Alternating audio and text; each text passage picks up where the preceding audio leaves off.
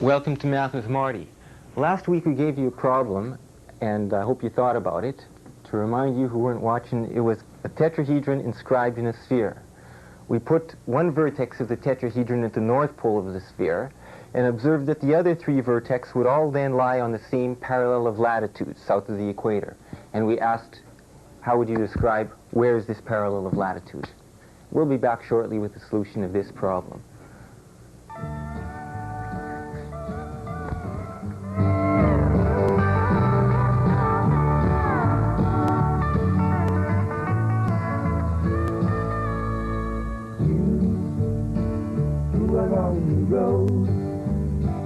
Must have a code that you can live by, and so become yourself, because the past is just a goodbye. Teach your children well, their father's help did slowly go by, and feed them on your dream, the one they fix, the one you know by. Don't you ever ask them why, if they told you you would cry, so just look at them and sigh.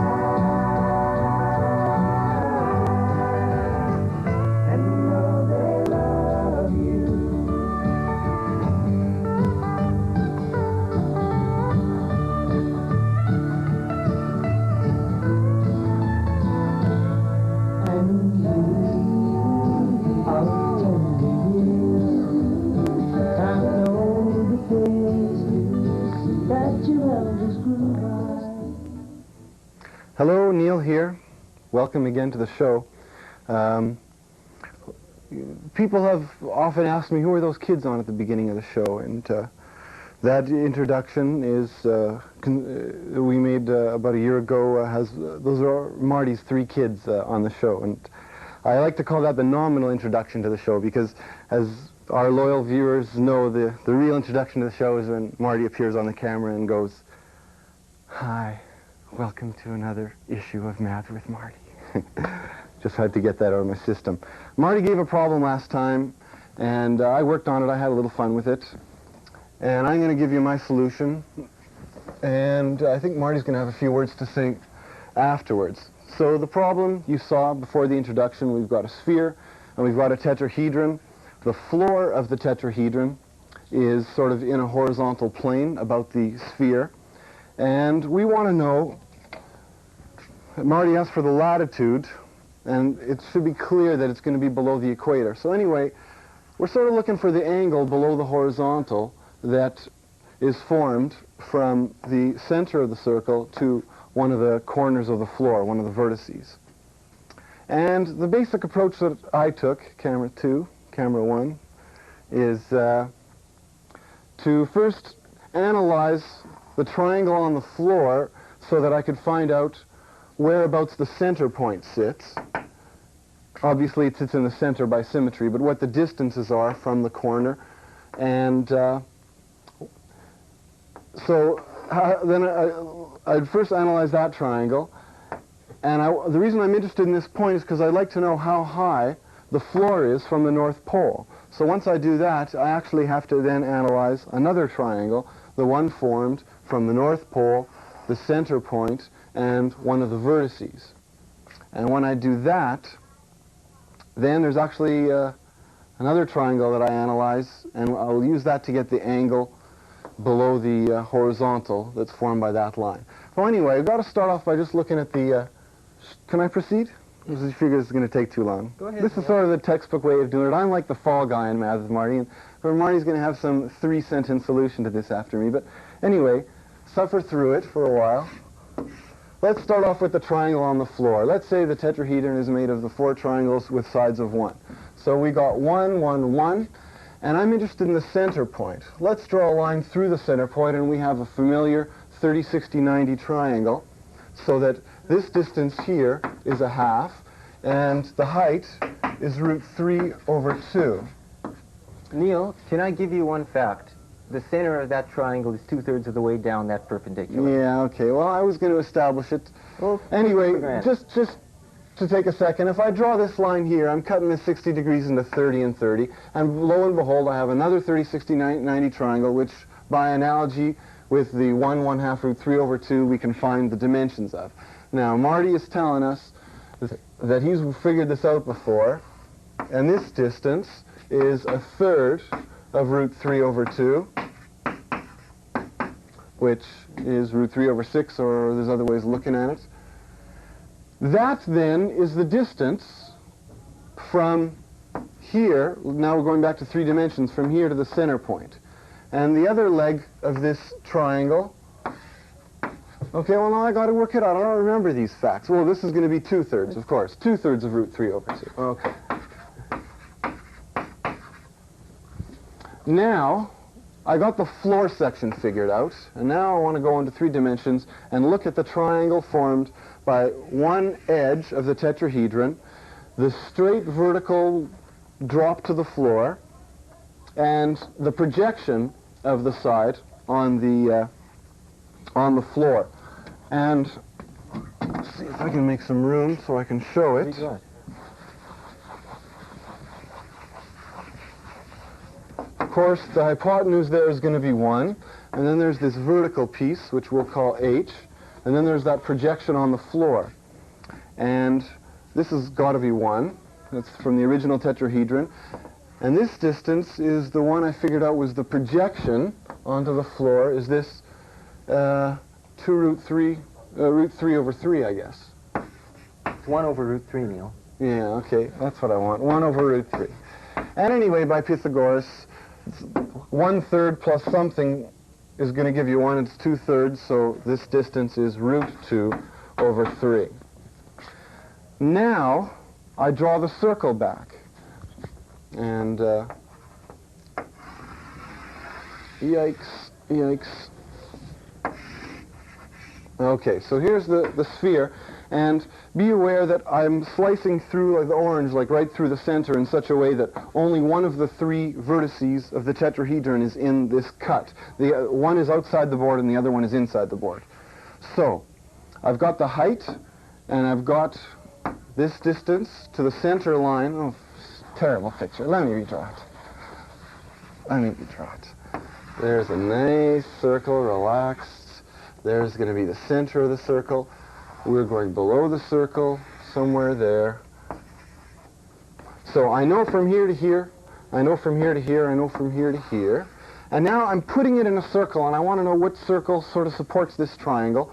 So I say the sphere, the circle, has a center, and of course, there's going to be some radius from here to here, and that's also the distance from here to here, r.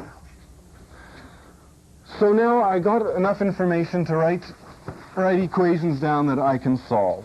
And because this whole distance is root 2 over root 3, and this was 1 over root 3. So let's say, and this is the angle that we all want to know about.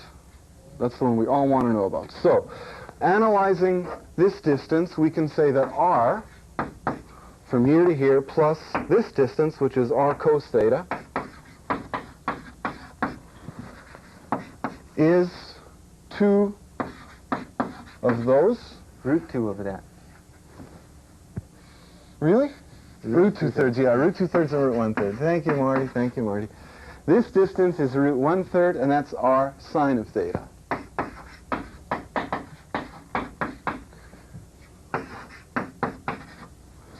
And now I got to do a little algebra. I don't know, does Marty want to kick me off the stage? Or should I plow through it? Well, just explain how it looks. Get down to a quadratic equation. All right, and, all right. Tell us the solution. Okay, well, let's divide top equation by bottom equation, get rid of the radius because we're really after the angle. And we're going to get 1 plus cos theta over sine theta equals root 2. Let's not write that over there. Let's write it over here. Square these guys. And that's easy to do. Plus 2 cos theta plus cos squared of theta equals 2 sine squared of theta, but sine squared of theta from trigonometry is 1 minus cos squared of theta. So this is 2 minus 2 cos squared of theta. And you see what we got. We basically have an equation in a constant x and x squared. That's going to give us a quadratic. And from the quadratic, the solution will fall. But, well, let's turn the board over to the master. I'm just going to leave it there. Okay, so Neil is all disgusted with himself now because he thought it was going to be a nice sort of snappy little production of the algebraic method of doing the problem, which was how we pictured it on the show, and it took a little longer than we thought it would, but all the steps are basically right. You set up your triangles and you start plotting here to the base and there to the outside, and you get a lot of equations and formulas, and it comes down to a quadratic, and it can be solved. And when you do solve the quadratic equation in terms of cos theta, you find cos theta equals 1/3, which is to say cos theta equals 1/3. Let me redraw what that means in terms of the problem which we started with. We'll just take some stuff off the board. Here's a circle. Here's the equator. Let me draw the equator flat.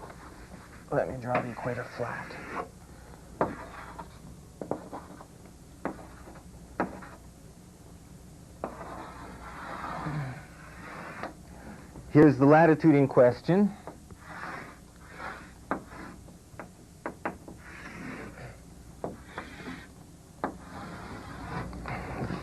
Here's where the vertices lie. And what we're saying is that this latitude is 1/3 of the way down in terms of the vertical distance. Cosine of the angle is 1/3. Latitude is 1/3 of the way down. And it's an interesting problem. It's a nice problem to do by algebra, but you don't ask a problem unless you have some tricky way of finding the solution. And the trick for doing this problem is to think about the two-dimensional version of the problem. In the two-dimensional version of the problem, we might say that we have a circle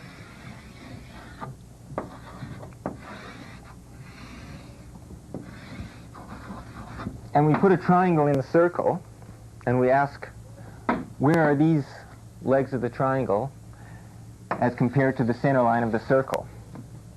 And in this problem, in simply two dimensions, it turns out that this baseline of the triangle is halfway down from the equator, from the equator to the South Pole. That's in the two-dimensional version. The baseline is halfway down.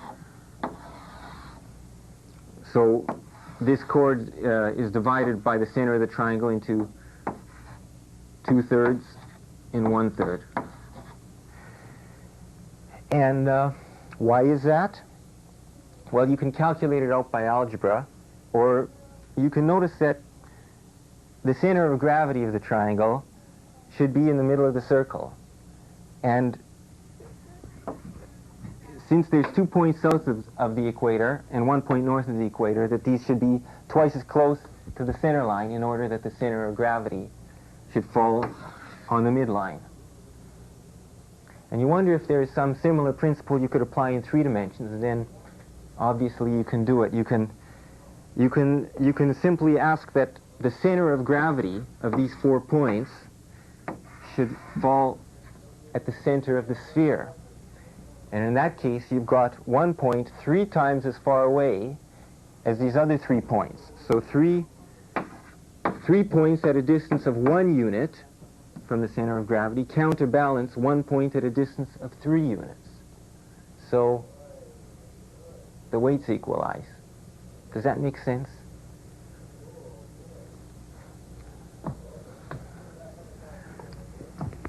Where else could it be? Let's run through that one more time. Okay, you want to balance the weights. So just a second. This triangle, 2/3 of the area of the triangle is above the equator, as well as 2/3 of the height of that leg. Okay, you can think of it as a solid triangle and say, where's the center of gravity of the solid triangle? In which case the center of gravity of the solid triangle is here. 2/3 of the area is above and 1/3 of the area is below. So that's the hard way of looking at it. The easier way is just look at it as 3 heavy solid balls joined together by weightless rigid rods and say, where's the center of gravity of these 3 points? And you ought to be able to balance it on the center of the circle.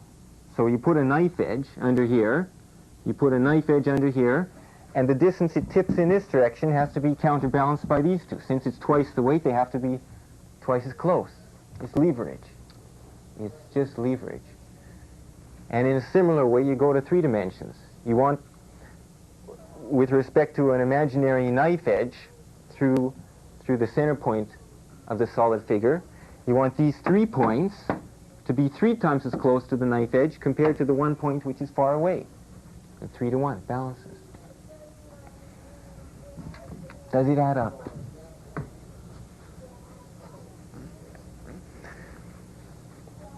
Interesting thing about this ratio of 2/3 to 1/3, you can verify by various geometrical methods that in the case of an equilateral triangle, this bisector falls in the ratios of 2 to 1.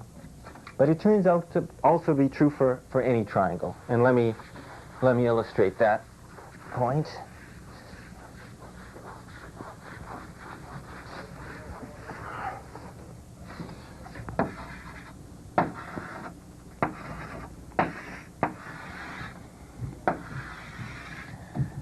And I wonder if I'm going to get this right. Yeah, I think if I take the midpoint of this side, drop a line here, then I took the midpoint of this side, throw a line here, that each of these lines is divided in the ratio of 1 to 2. This is 1 to 2, and this is also 1 to 2. And if you put in a third line, not only, well, is it also 1 to 2, but it runs through the same point that the others already ran through, and then bisects the far side. Funny thing. Funny thing that the 3 bisectors all meet in the same point. And they mutually divide each other in the ratio of 1 to 2. Always true for triangles. Anyhow, that's probably all I want to say about that for now. We were going to do a song, and we're actually getting near the end of the show. But we're gonna do a song that's currently a radio hit for Garth Brooks. Once in a while, a song comes on the radio that has the definite earmarks that it's not just a transient radio hit that's going to be come and gone one week and the next, but that it's a song of quality. And this song by Garth Brooks, I think you'll recognize it as such. Notice in the lyrics how the meaning of the word takes on a subtle shift of meaning between the first verse and the second verse. Notice the meaning of the phrase, the lightning strikes and the thunder rolls, how it changes from the beginning of the song to the end of the song. Neil, bring us in on guitar.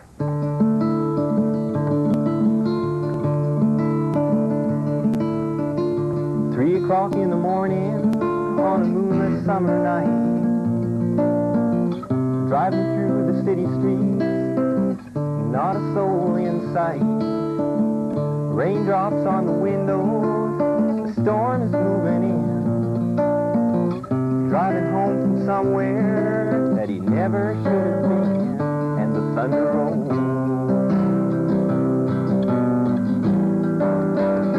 And the thunder rolls.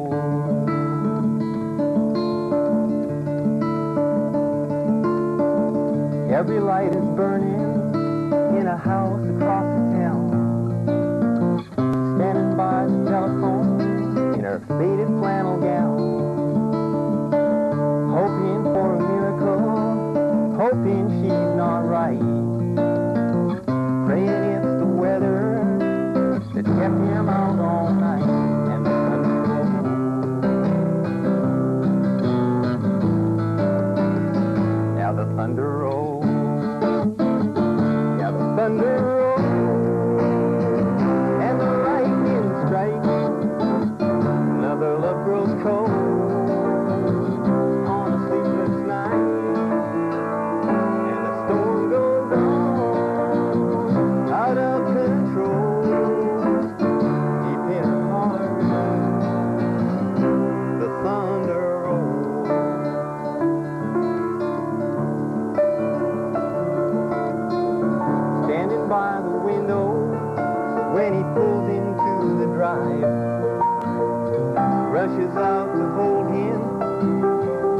miracle he's alive.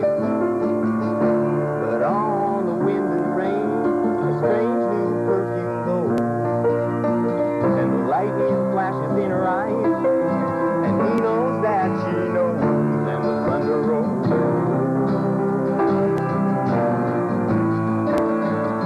Yeah, the thunder rolls.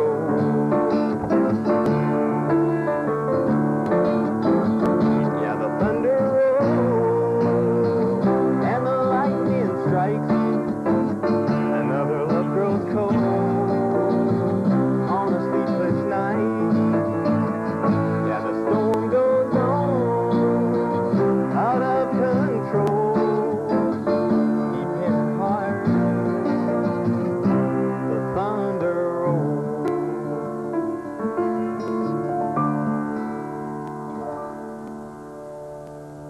That's a beautiful song.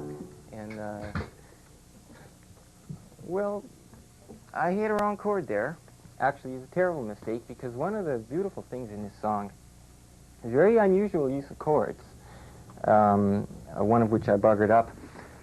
It's in D minor, and it's quite common to have this sort of, it's a rock kind of pattern where you go from D minor to B flat to C to D minor.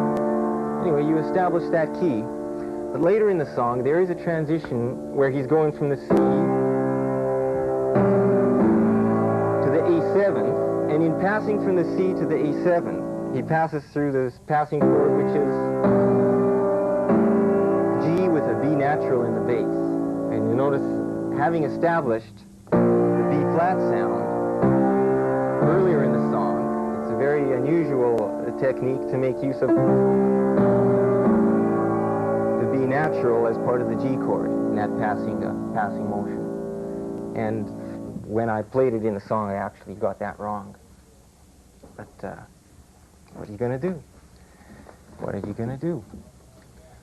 But you said earlier that when a song comes about that seems to shine with greatness, like you can sort of tell. Well, I thought that was true of a previous song of Garth Brooks, I Got Friends in Low Places. I thought that would be a song that they would keep playing, but they haven't. Friends in Low Places was a nice song. Did we ever do that on the show? Yeah. I thought that would be one that would be around for years. That was a good radio hit, but Obviously I didn't think not a great song. I didn't consider it one of the enduring classics. Garth Brooks had a lot of good songs on the radio. What do you say was his? The big one that they keep playing is The Dance. The Dance. Yeah, they play that over and over. It's a beautiful one. Yeah. Real good singer, Garth Brooks. How much time do we have left in the show, guys? Down about 3 minutes, eh? Yeah. Okay. Well, we're gonna wrap up the show. We're gonna do another song. A question, maybe? Yeah, we'll give you a math question, and the people do like seeing these questions. We'll have to go back to the board, and here we are. It's a funny thing. If you look at the equator, and now I like to go back to geography. If we look at the equator, oops, here we are. In different places on the equator, there's a different temperature at every single point. Is there any 2 points with the same temperature? And I mean down to the millionth of a degree. This is a math question. It's not a question about meteorology. We ask the question, can there be 2 points with the same temperature? Well, conceivably, there could be 2 points of the same temperature. Conceivably. But an interesting fact is that if you take the center of the Earth and draw the line from this point on the equator, maybe in South America, to this point, which might be in Malaysia, these 2 points probably have different temperatures. How could they have the same temperature? And yet, there is one point, a special point, on the equator, which, if you draw through to what we call geographically, is called the antipodes, the point exactly 180 degrees opposite, that you can prove there exists a point such that these 2 points have the same temperature mathematically exactly. Funny thing. In this problem, does there exist a sun? No. I mean, Of course not. It's a math Okay. question. It's not a weather question. Well, what's the source of heat? Oh, it's the different temperatures that there's any, no matter what the temperatures are, no matter what weather it is, no matter what numbers you put anywhere around this circle, as long as there are temperatures that, like a smoothly varying temperature from one point to another, that there's 2 points that have the same temperature that are at antipodes. That we say that, yes, okay, that if there was no source of heat and everything was at absolute zero, of course they all have the same temperature. Okay, But well, even that's the easiest case. Even if they're at different temperatures, no matter what the temperatures are, there's 2 points that have the same temperature at opposite poles. 1 minute left in the show. And let's do that. I'm going to play a little piano. Here's the one I always like to play called The Happy Wanderer.